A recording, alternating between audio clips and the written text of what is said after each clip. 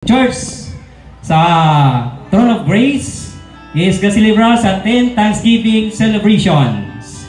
Ikapulo na celebration. And then among sagutan ang usa ka tema kung atong tanawon diri mga igsoon.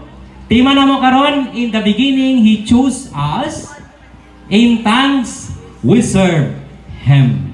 Okay, so dako kayong impact sa kung atong tanawon diya, in the beginning He chose us.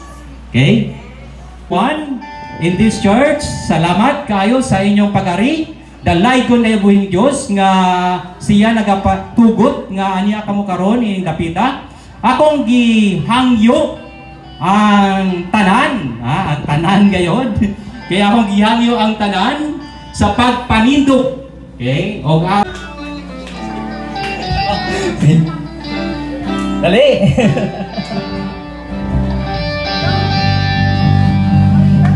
Ining dapita. Mayong buntag! Mayong buntag! Ato silang hatagan sa itong matapis nga pahiyong tong kay karon ang adlaw sa paglipay diha kaniya igsoon. Hallelujah! Atong ngawito ng happy day kay karong adlaw. Sayaw!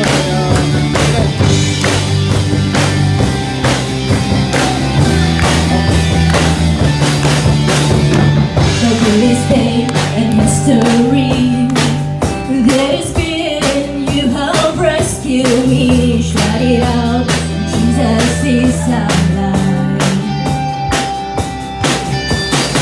Time to cross, time to break, life eternal, you have undone. Hey, shout it out, Jesus is alive.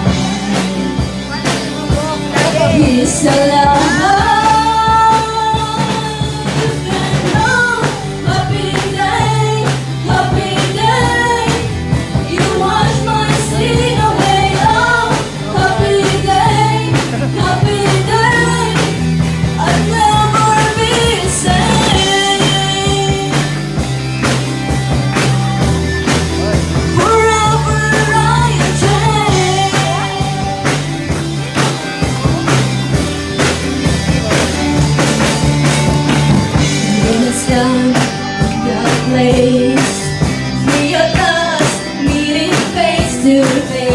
This joy will be peace and living a daily peace. Celebrate, Jesus is alive. Shout it out, Jesus is alive. He's alive. And oh, happy day, happy day.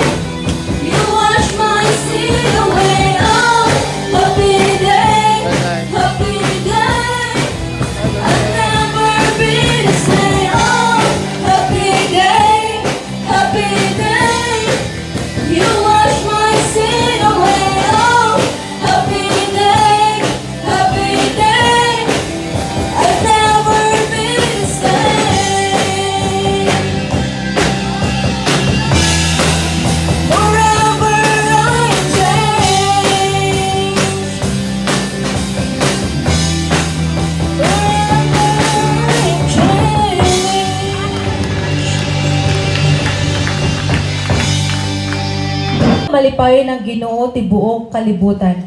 Simba ang Ginoo uban ng kalipay ug panuol kamo kaniya.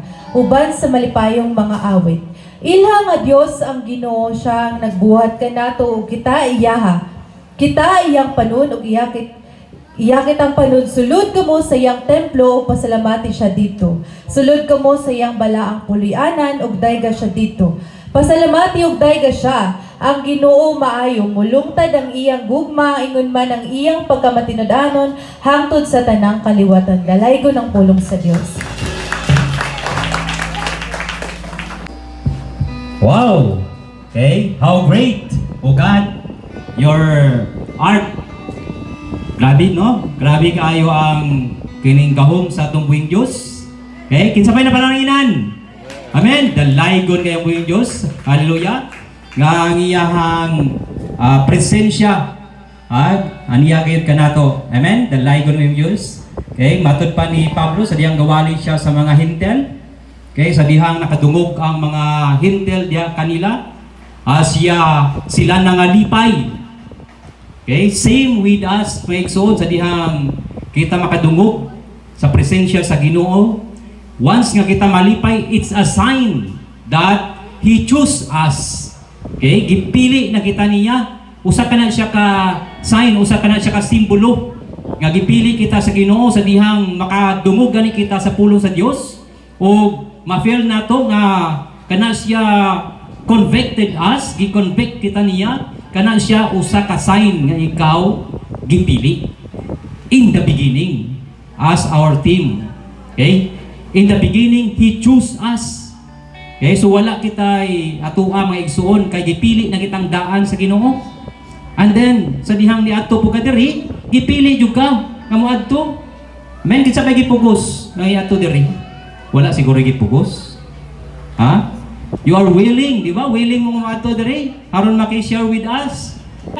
Dalaygon kay Dios. Ato palakpakan mo usab atong buhi Dios.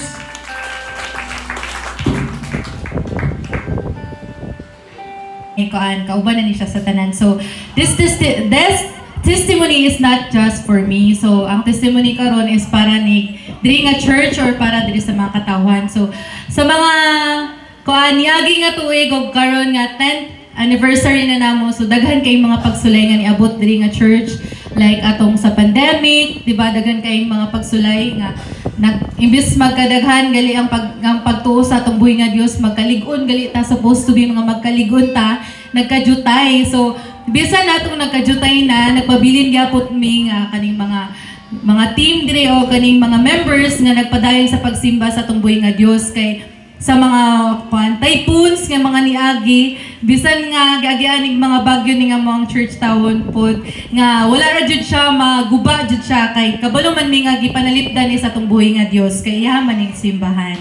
So mao gani siya throne of grace gani siya, di ba? So we're so thankful lang jud, we're so blessful sa atong buhi nga Ginoo, kay kabalo ta nga bisan nga daghan kay mga pagsulay ning kinabuhi ay igsuon, daghan kay mga pagsulay nga moabot, like mga struggles, dagan mga kalamidad nga moabot sa atong kinabuhi diri nga church, but it doesn't mean nga muundang ta. It means that we should strengthen our worship to God, strengthen ang atong relationship towards atong Ginoo, because we know that if we continue worshiping Him, even in our struggle, He will bless us with all our life. And kabalo pod ang Ginoo nga bisan nagkalisod ta, dili na siya pasabot nga muundang ta. Kay kanang mga struggles, mga problems, iha na siyang way ni Lord nga kita mas muligon sa pagtuo kaniya. Kay tinuod siya. And I believe in Jesus, and I hope that you will continue believing in Jesus, because He is real and He will save us, because kita iyang mga anak o kita iyang mga disciples. So I am so grateful and thankful sa mga katawhan nga naapod diri karon nga ni-attend sa atuang 10th year anniversary celebration, kay sa nagpabilin ra gyapon mo pagbalik diri, especially sa ato ang father nga Pastor George, and mga other pastors like Pastor Kitter, like Pastor and salamat sa another mga mga nangaripod diri nga mga visitors nga nagpabilin ra gyapon sa pagtinglod ug pangalagad sa tong buhi nga Dios. So dili ra man ni siya nga angay nga ipasalamat karon rang adlaw. We should be thankful every day in our life.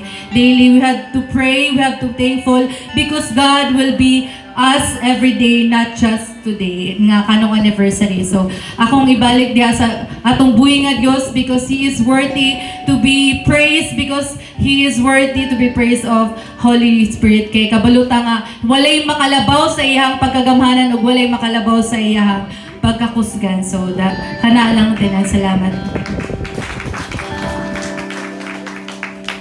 Okay, amen. Dalaygon kayong buhi Dios. Okay, salamat sa testimony. Kung sa kanina testimony nga ginatawag, okay, testimony is the living proof, di ba? Usa ka na siya ka buhing kamatuoran.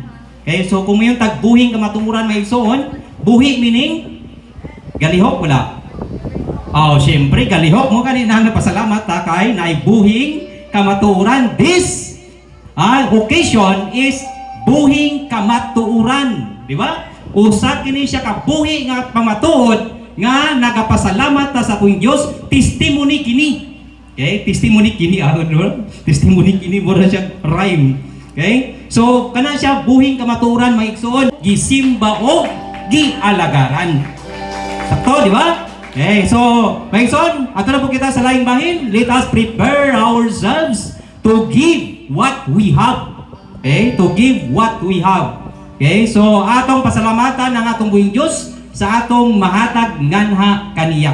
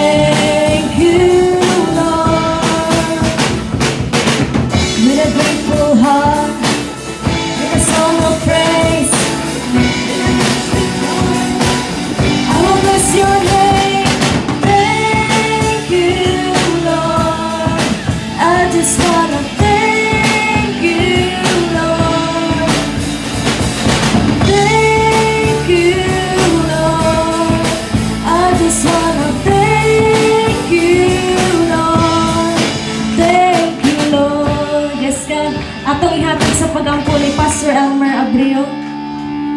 Diyos ang halaran ng atong atong Grace.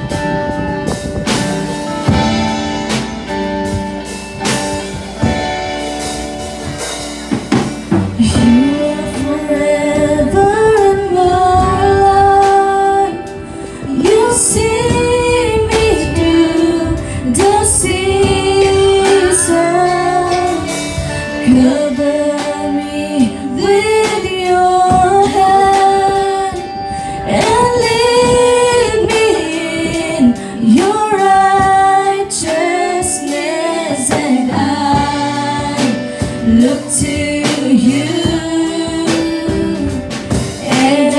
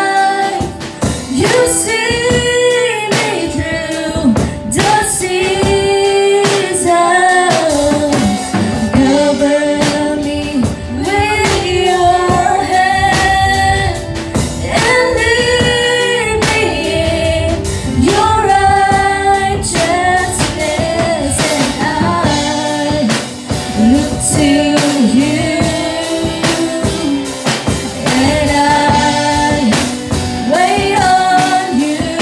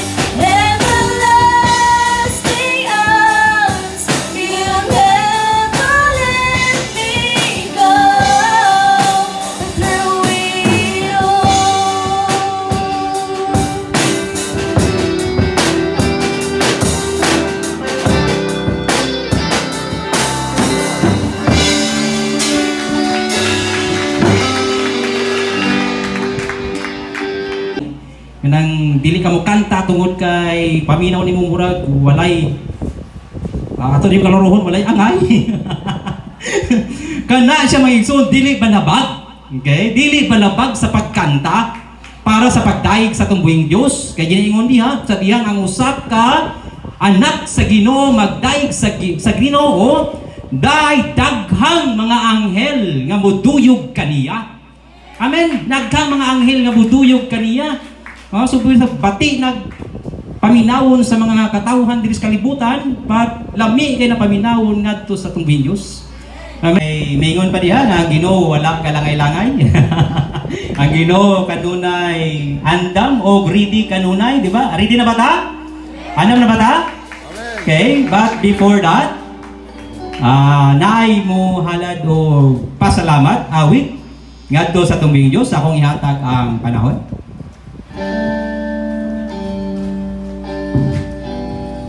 Tindog. Hallelujah, ganigis na may kabanganan, taknas ko tuhon Ginoo, salamat sa kusog. Ginawa kita sa kanamo nga akong napahimuslan o kamon sa pagkagamiton at lawa alang Ginoo sa imong kahimayaan. Laygon ka Lord, salamat Ginoo sa imong makanakan, kagikan sa pagikan sa taksak pinmalay, nindangat ng balay ti kumanan, ug labaw sa nang salamat Ginoo nga ana ikaw mag-amping ang tuusag silang pagbalik sa taksa ng kay punianan Ginoo. Salamat sa grasya. Panalangin nga gibalik sa imong makanakan tubag Ginoo sa kanon alang Ginoo aning balay kumanan og salamat Lord nga nausab ikaw Ginoo nagbalik og dubling panalangin Ginoo sa imong mga anak nagahatag og labasanan nga nagapanalangin ka Ginoo kutob sa maabot Ginoo sa makabot sa imong mga katawan. Kalaygon ka Ginoo, kinintandog maya, ako ibalik na kay sa Ginoo. Amen.